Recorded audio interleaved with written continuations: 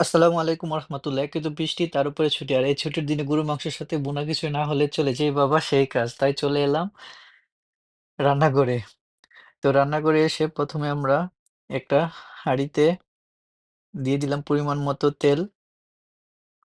তারপর এখানে দিলাম তেজপাতা, দারচিনি, কালো এলাচ, জয়ফল, জয়িত্রী, সাদা গোলমরিচ, কালো গোলমরিচ, এলাচ, লং আর স্টার মসলা। তারপর এটা তেলের মধ্যে দিয়ে দিলাম। তার সাথে দিয়ে দিলাম পেঁয়াজ কুচি। পেঁয়াজ কুচি দেওয়ার পর ভালোভাবে নেড়ে তারপরে দিয়ে দিলাম ২ চামচ আটা বাদা আটা বাটা, আদা বাটা ২ চামচ, ২ চামচ রসুন বাটা।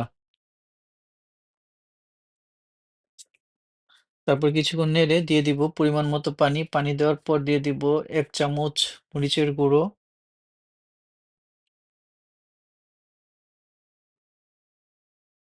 তারপর দিয়ে দিব ১ চামচ হলুদের গুঁড়ো, তারপরে দিয়ে দিব ১/২ চামচ ধনিয়ার গুঁড়ো এবং এ ১ চামচ জিরের গুঁড়ো। তারপর এটা ভালোভাবে নেড়ে কষাতে হবে।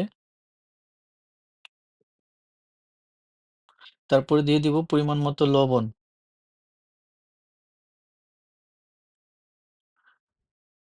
তারপরে ক মসলাটা ভালোভাবে কষানো হয়ে গেলে দিয়ে দিব পরিমাণ মতো ২ এখানে ২ কেজি গরুর মাংস হাড্ডিসহ। তাতে মসলার সাথে ভালোভাবে মাংসটা মাখিয়ে ঢাকনা দিয়ে ঢেকে দিব। তারপরে দিয়ে দিব টমেটো। একটা টমেটো। টমেটো দেওয়ার অর্থ হচ্ছে আপনার খাবারের টেস্টটা দ্বিগুণ বেড়ে যায়। সেই সাথে আমরা ভুনা খিচুড়ির জন্য একটা ফ্রাই প্যানে তেল নিয়ে নিব।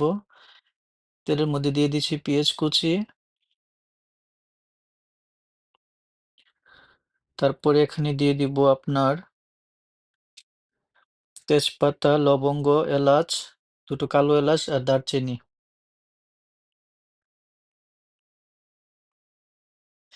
তারপরে এটা ভালোভাবে তেলেতে ভেজে দিয়ে দিব ১ চামচ আদা বাটা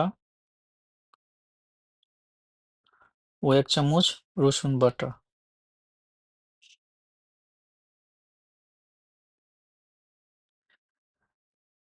তারপরে ভালোভাবে নেড়ে হালকা একটু গরম পানি দিয়ে দিব ১/২ চামচ হলুদের গুঁড়ো, ১/২ চামচ ধনের গুঁড়ো,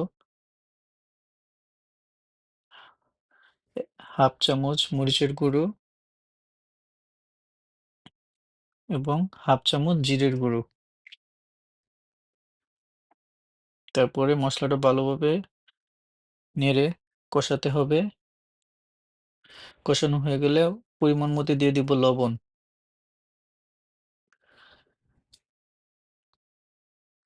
মসলাটা ভালোভাবে কষানো হয়ে গেলে আগে থেকে ভিজে রাখা ২ কাপ ডাউল প্লাস ৪ কাপ পোলাওর চাল একসাথে মিশিয়ে ধুয়ে দিয়ে দিলাম। Total ৬ cup. তারপরে এটাকে আপনার মসলার সাথে ভালোভাবে ভাজতে হবে। এদিকে মাংসটাও একটু হালকা নেড়েচেড়ে দিব। মাংসটাও প্রায় কষানো হয়ে গেছে। ভালোভাবে চালটা ভেজে নেওয়ার পর ৬ কাপ চাউলের জন্য আমরা দিয়ে দিব ১২ কাপ গরম পানি।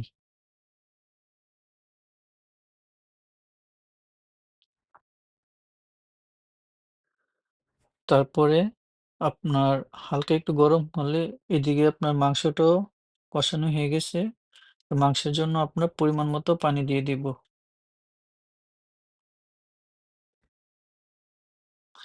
আর ওইখানে ভুনা খিচুড়ির জন্য আপনার ওই যে পানিটা দেওয়ার পর চুলাটার আঁচটা কমিয়ে আপনার ঢাকনা দিয়ে ঢেকে দেব।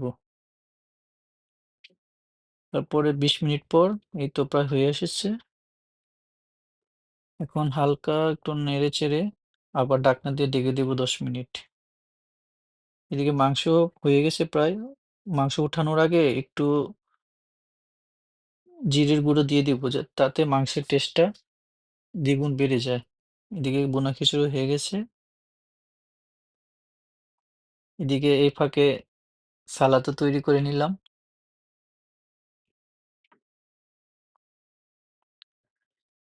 বিসমিল্লাহ রহমানির রহিম।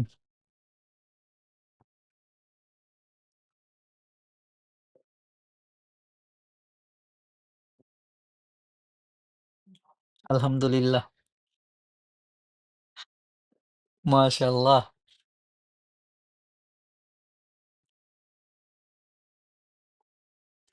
প্রবাস জীবন। নিজের রান্না নিজে করে খাইতে হয়। তারপরে আলহামদুলিল্লাহ। আল্লাহর কাছে শুকরিয়া। তো আজ এ পর্যন্তই। সবাই ভালো থাকবেন। আল্লাহ হাফেজ।